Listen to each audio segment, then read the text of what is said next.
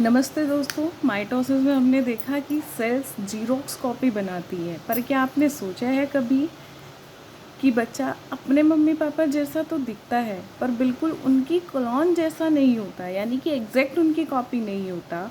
तो ये होता है मियोसिस की वजह से।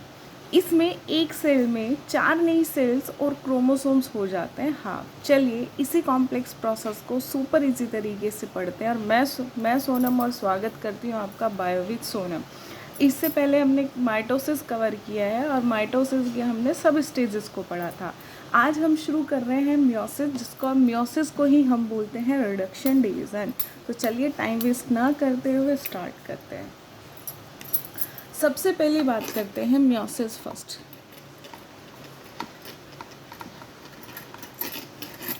मियोसिस फर्स्ट पहले आता है आपका मियोसिस फर्स्ट। इसी को हम कहते हैं रिडक्शनल डिवीज़न। इसी को हम बोलते हैं रिडक्शनल डिवीज़न। अब रिडक्शनल डिवीज़न क्यों कहते हैं? क्योंकि यहाँ पे क्या होता है कि जो आपके क्रोमोसोम्स 46 होते हैं वो क्या होता है, यहाँ पे हाफ हो जाते हैं, यानी कि ओनली एंड ओनली हमारे पास क्या रह जाता है 23। ये सारी चीज़ें यानी क्रोमोसोम्स हाफ होने की तैयारी आपकी सारी किसके अंदर होती है? मियोसिस फर्स्ट के अंदर। अब आगे इसकी सब स्टेजेस को देखते हैं। और सबसे पहली जो हमारी इसकी सब स्टेज होती है वो है हमारी first one is prophase first. Prophase first यानी कि ये पहली स्टेज होती है और ये सबसे लंबी, लॉन्गेस्ट और मोस्ट इम्पॉर्टेंट फेज है। फेज या आप स्टेज कुछ भी कह सकते हैं, मोस्ट इम्पॉर्टेंट है। ठीक है। अब दोस्तों ये क्या होता है, ये सबसे लंबा फेज़ है क्योंकि मैं पहले ही बता चुकी हूँ कि ये लॉन्गेस्ट है। इसमें क्या होता है, इसमें एक मैजिक होता है जिसे हम कहते हैं क्रॉसिंग ओवर, जिसका नाम है क्रॉसिंग ओवर। ध्यान रखिएगा, अंडरलाइन कर लीजिएगा, मोस्ट इम्पॉर्टेंट है। अब क्या है प्रोफेज का, अगर मैं शॉर्ट ट्रिक बनाऊँ, इसकी ट्रिक क्या होगी? प्रोफेज। ठीक है। प्रो से पी से ही हम उठाएंगे क्या? पेयरिंग। तो इसमें बेसिकली होता क्या है कि दो क्रोमोसोम्स एक दूसरे के साथ क्या करते हैं? पेयर कर लेते हैं। जैसे फॉर एग्जांपल ये कोई दो क्रोमोसोम्स हैं तो वो क्या करेंगे? आपस में पेयरिंग कर लेंगे। ठीक है। जिसी पेयरिंग करेंगे और अपना जो भी जेनेटिक मटेरियल है यानी कि जो डीएनए का एक्सचेंज करते हैं, इसी वजह से हम सब क्या हैं? एक दूसरे से अलग दिखाई देते हैं। अगर ये प्रोफेज के अंदर क्रॉसिंग ओवर नहीं होगी तो हम सब क्या होंगे? सिमिलर दिखाई देंगे। तो हम क्या हैं? इसीलिए इसी वजह से, क्योंकि इसके अंदर क्या होता है? क्रॉसिंग ओवर होती है, तो वो क्या है कि हम लोग एक दूसरे से अलग दिखाई देते हैं। ये थी आपकी पहली स्टेज, दैट इज़ प्रोफेज। ध्यान रखना, सबसे लॉन्गेस्ट, सबसे मोस्ट इम्पॉर्टेंट। और दूसरा क्या है कि इसके अंदर क्या होती है? क्रोमोसोम्स आपस में क्या कर लेते हैं? पेयर कर लेते हैं और उसी को हम बोलते हैं crossing over. That is the first stage. Second stage की बात करते हैं।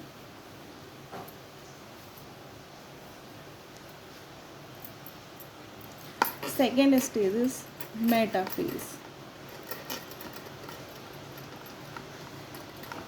ठीक है। मेटाफेज का ही दूसरा नाम है डबल लाइन।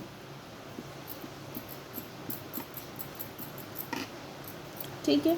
इसकी ट्रिक, मेटाफेज एम से ही निकाला, मिडिल। यहाँ क्या होगा कि यहाँ क्रोमोसोम्स के जो पेयर सेल के बीच में एक लाइन बन जाती है। ठीक है। यानी कि मिड में क्या हो जाती है? वहाँ पे एक लाइन बन जाती है। ठीक है। लाइन बनाते हैं कौन? मेटाफेज स्टेज लाइन बनाने का काम करती है। बस इसमें इतना ही याद रखना है। चलिए फिर आता है आपका थर्ड फेज। थर्ड फेज आपका कहलाता है एनाफेज।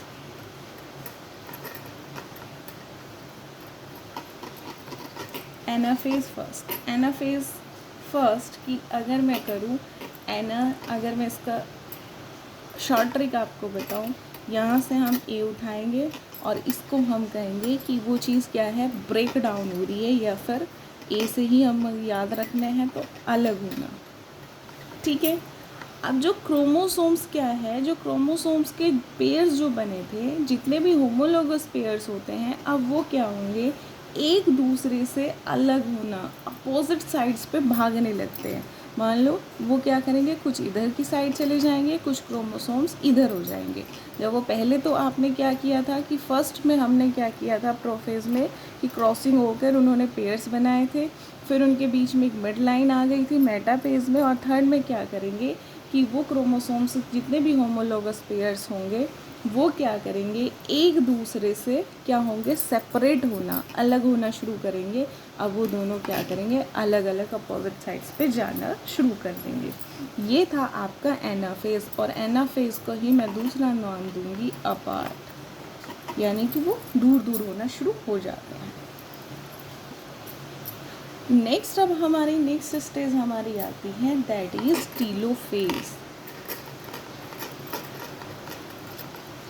टीलोफेज फर्स्ट, इसी का दूसरा नाम है 2 न्यूक्लियाई। ठीक है जी। अब इसमें क्या होंगे कि यहाँ पे क्या होते हैं, 2 नए न्यूक्लियाई बनते हैं, और सेल क्या करती है, जो सेल होती है वो क्या होती है, 2 पार्ट्स में डिवाइड हो जाती है। अब हमारे पास क्या होंगे, 2 नए सेल्स हैं, बट क्या है, अभी कहानी यहाँ पे ख़त्म नहीं होती है। यानी कि हमारी सेल डिवाइड तो हो गई, 2 पार्ट्स में डिवाइड होगी, 2 नई सेल तो बन गई, लेकिन अब क्या है, अब कहानी में एक और ट्विस्ट है, कहानी अभी ख़त्म नहीं हुई है। चलिए अब नेक्स्ट जो आपका आता है, ये था पूरा मियोसिस फर्स्ट की कहानी। अब जो नया ट्विस्ट है वो आपका आता है, दैट इज जिसका नाम है मियोसिस सेकेंड, या फिर इसी को हम बोलते हैं इक्वल स्टेज। अब शुरू होता है मियोसिस सेकेंड, जो बिल्कुल माइटोसिस जैसा होता है। कैसे, जैसे पहला फेज आता है आपका प्रोफेज सेकेंड। अब इसमें क्या होगा कि वो जो 2 सेल्स हैं वो फिर से क्या करेंगे, डिवाइड होने की तैयारी करेंगी। जो अभी पहले, इससे पहले मियोसिस में हुआ था कि अब हमारे पास 2 सेल्स हैं, बट क्या था कि अभी आगे ट्विस्ट आना था। तो इस स्टेज में आके क्या होगा कि सेल्स फिर से क्या होंगी, डिवाइड होने की तैयारी करती है। सेकेंड स्टेज मेटाफेज सेकेंड में क्या होता है, मेटाफेज सेकेंड में क्या होगा, क्रोमोसोम्स क्या करते हैं, जो क्रोमोसोम्स होते हैं फिर से वो मिडिल में आते हैं, और इस बार क्या होगा, उनके बीच में एक सिंगल लाइन प्रेजेंट होगी। उसके बाद आपकी थर्ड स्टेज आती है, जिसको हम कहते हैं एनाफेज सेकेंड। और एनाफेज सेकेंड में क्या होगा कि क्रोमेटिड्स का मतलब होता है कि जो क्रोमोसोम्स की आर्म्स होती हैं, ठीक है, वो आर्म्स एक दूसरे से क्या करेंगी, एक दूसरे से क्या करेंगे, खींचे जाते हैं, यानी कि वो एक दूसरे को पुल करने का काम करते हैं। ठीक है। उसके बाद आपका आता है टीलोफेज। टीलोफेज में क्या होता है कि फाइनली हमारे पास क्या है, नई न्यूक्लियाई बनती है, और नई न्यूक्लियाई बनने से क्या होगा कि वहाँ पे एक बार और सेल क्या होती है, आपकी डिवाइड हो जाती है। ठीक है। अब ये थी आपकी मियोसिस सेकेंड की, जिसको हम बोलते हैं इक्वल स्टेज। अब फाइनली रिजल्ट क्या होगा, अब फाइनल रिजल्ट की अगर हम बात करते हैं, अब फाइनल रिजल्ट क्या होगा,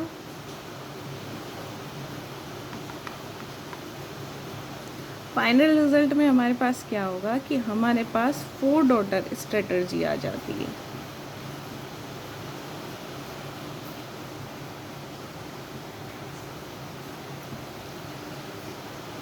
अब मियोसिस के एंड में हमें क्या मिलते हैं, 4 डॉटर सेल्स मिलते हैं। ठीक है, 4 डॉटर सेल्स मिलते हैं, और इनमें जो क्रोमोसोम्स नंबर है वो क्या होता है, हाफ रह जाता है। और हाफ होने का मतलब क्या है कि ये कैसी है, ये है हमारी हैप्लॉइड सेल्स। ठीक है, हैप्लॉइड नंबर ऑफ क्रोमोसोम्स यानी कि इनके पास क्या है, n। ठीक है, अब अगर मैं बात करूं कि ये होता कहाँ है, तो आपको पहले ही बताया था कि जो मियोसिस होता है वो सिर्फ और सिर्फ कहाँ होता है, बॉडी की जर्म सेल्स के अंदर। ठीक है, और जर्म सेल्स का मतलब क्या है, अगर हम मेल की बात करते हैं तो स्पर्म और फीमेल की बात करते हैं तो एग, यानी कि ये सब आपका कहाँ चलता है, जर्म सेल्स के अंदर। अगर अब मैं बात करूँ तो ये जितना भी प्रोसेस मैंने आपको बताया है, तो इसके लिए मैंने क्या करी है कि मैंने इसमें एक पोएम तैयार करी है। थोड़ा सा ध्यान से सुनिएगा, आपको मज़ा आएगा।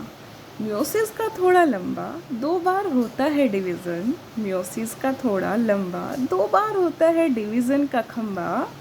प्रोफेज फर्स्ट में डीएनए एक्सचेंज नेचर करता है लाइफ को रीअरेंज। प्रोफेज फर्स्ट में डीएनए एक्सचेंज नेचर करता है लाइफ को रीअरेंज। ठीक है, वन से बने टू से बने 4, 1 से बने 2 से बने 4। क्रोमोसोम्स हाफ तभी तो है लाइफ का रॉयर। Meiosis makes me haploid. Meiosis makes me haploid cells. Diversity की यही तो है असली कहानी, डाइवर्सिटी की यही तो है असली कहानी। ये थी मेरी एक छोटी सी पोएम जो पूरा आपका क्या बताती है, मियोसिस को। तो दोस्तों ये था मियोसिस फर्स्ट। याद रखना, mitosis for growth and meiosis for reproduction. अब मेरा आज का एक क्वेश्चन, क्रॉसिंग ओवर मियोसिस के किस फेस में होता है, क्रॉसिंग ओवर मियोसिस के किस फेस में होता है, तो कमेंट करके बताइए अपना आंसर। अगले वीडियो में हम सेल चैप्टर के कुछ टॉप 20 क्वेश्चन सॉल्व करेंगे। Subscribe to bio with Sonam. तब तक के लिए happy learning, enjoy your life, enjoy rain. Thank you.